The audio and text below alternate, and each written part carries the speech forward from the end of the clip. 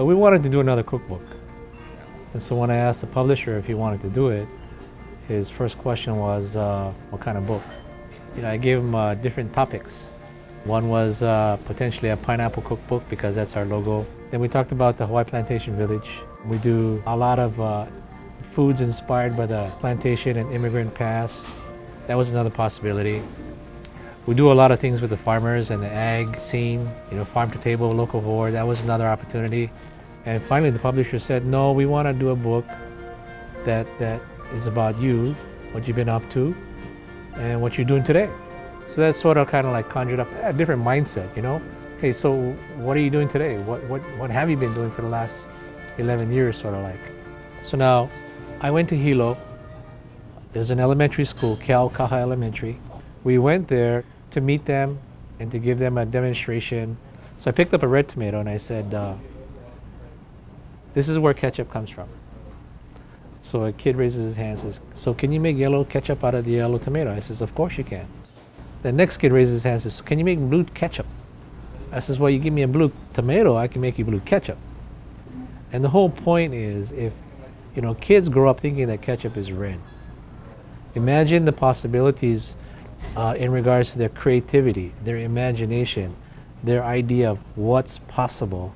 If they grow up thinking that ketchup can be, it doesn't have to be red.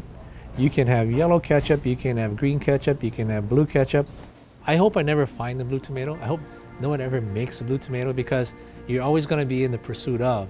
It'll always be there for you to try and strive for, or try and search for, you know, because the journey is, the process is more important than the destination.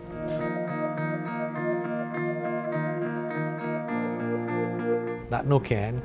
That sort of resonates throughout our entire book and an entire philosophy of the company.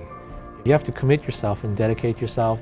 It's a little bit of sacrifice. You gotta persevere, and you gotta have that drive and desire to be the best you can be. I think as a community, we have to just support buying local. Imagine if every Christmas present you buy this year was local, the dollar stayed in Hawaii. We fuel our own economy. We got some restaurants, mom and pops closing in the neighborhood. You know, that's not a good thing. In the restaurant business, it's not an easy business.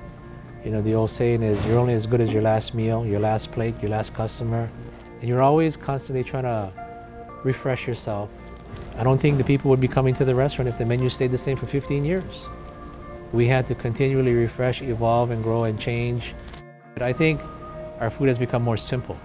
And so hopefully you'll see the simplicity, but then there's still the same ideas, concepts, philosophies in the food.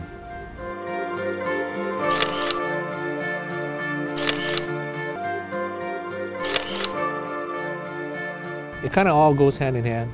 The blue tomato, what's possible? You know, can, yes can. You know, you gotta believe, and what's next? So after 15 years, it's about how do we dream and think about how we're gonna get to 20 years.